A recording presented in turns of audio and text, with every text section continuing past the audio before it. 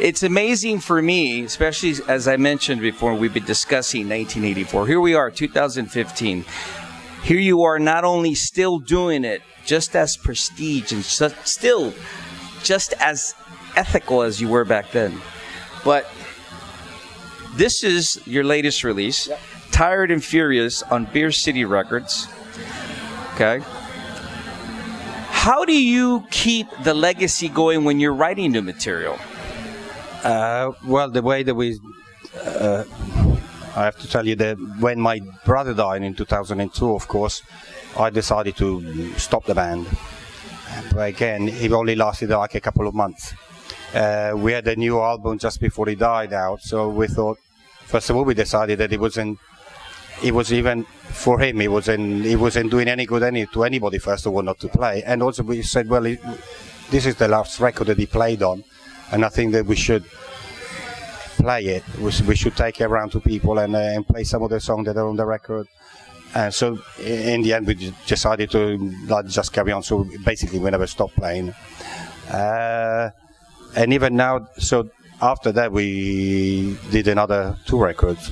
And I think that the way that we do and we've done all the other records are the same.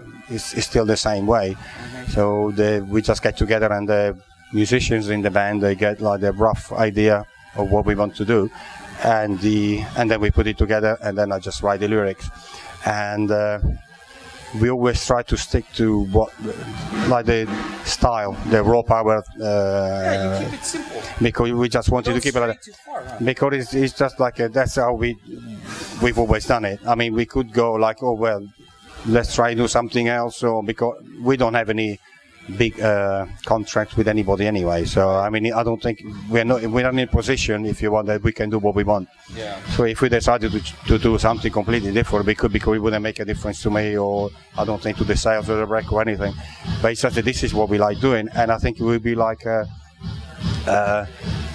something that that my brother would really hate if we changed, because this was his band and it was his style and this is what his song. So we just try to do as good as he would have done if we can, or we try anyway, and keep it as raw power as we can. And I think that on there it's a raw power album. It's just the package is a lot better than the usual. I think the recording is a lot much better than the normal one, and the quality of the sound is better. And altogether, like it's a much better product of the average raw power record. But I think that the songs, they reflect the raw power style, if you have any. For those of you that are my age and you remember Screams from the Graves, which was back then on Toxic Shock, yeah. When you listen to Tired and Furious, you're not going to be disappointed. So make sure you go and pick this up. This is on Beer City Records. Now, FOAD out of Italy, they're re-releasing your older stuff, correct? Yes, they're reprinting. Yeah, basically, I think that every year they do 1 or 2 of the old releases. And in fact, they'll have, before the end of the year, we'll have another one. We'll have the Mind to Kill Complete remastered. That again is something that hasn't been done before. They just cleaned it up and remastered this parts that we never heard, even we didn't hear. We forgot all about, and they just put them on the record. It's going to be very good. And yeah, I think that all the time, every year, they're just going to bring up some of the old stuff, which is good. You're also on tour in the United States. How are you enjoying being back in America? I always enjoy being back in America. So what I enjoy is not when I'm not in America. So as soon as we get here, we're just like a little boy in a toy shop. So I just love it here. So, and it's always good anyway. The places where we go are nice and the people are nice. So it's like nothing changes. It's like we just come back. It's like we stopped. We went home yesterday. We just came back the next day.